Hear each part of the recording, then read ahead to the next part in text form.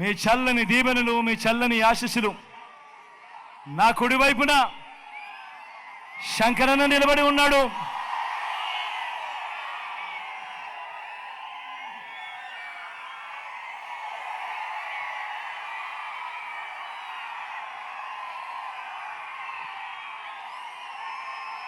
సౌమ్యుడు, మంచివాడు.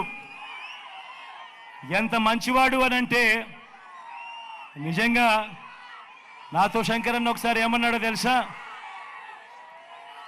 నా గురించి తప్పుడు ప్రచారాలు విపరీతంగా చేస్తూ ఉన్నారు, నేను ఎన్నిసార్లు వాళ్ళని తిట్టినా కూడా వాళ్ళకు బుద్ధి రావడం లేదు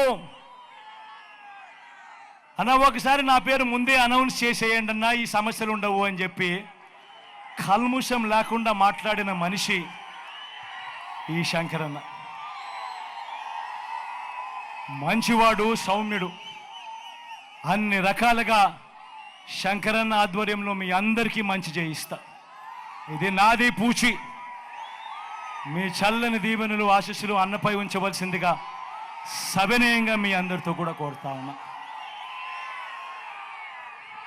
అదేవిధంగా నా ఎడమ వైపున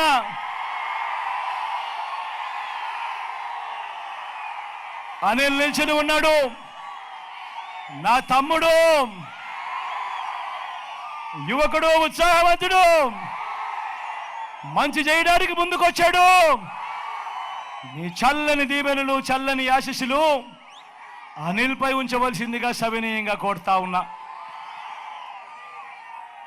ఈ మండుతున్న ఎండను ఏమాత్రం లెక్క పెట్టకుండా ఇంతటి ఎండలో కూడా ఇంతటి చెరగని చిరునవ్వులతో ఆప్యాయతలు చూపిస్తా ఉన్నా నా ప్రతి అక్కకు, నా ప్రతి చెల్లెమ్మకు, నా ప్రతి సోదరుడికి, నా ప్రతి స్నేహితుడికి, నా ప్రతి అవ్వకు, ప్రతి తాతకు మరొక్కసారి రెండు చేతులు జోడించి పేరు పేరున హృదయపూర్వకంగా కృతజ్ఞతలు తెలుపుకుంటూ సెలవు తీసుకుంటా ఉన్నాను.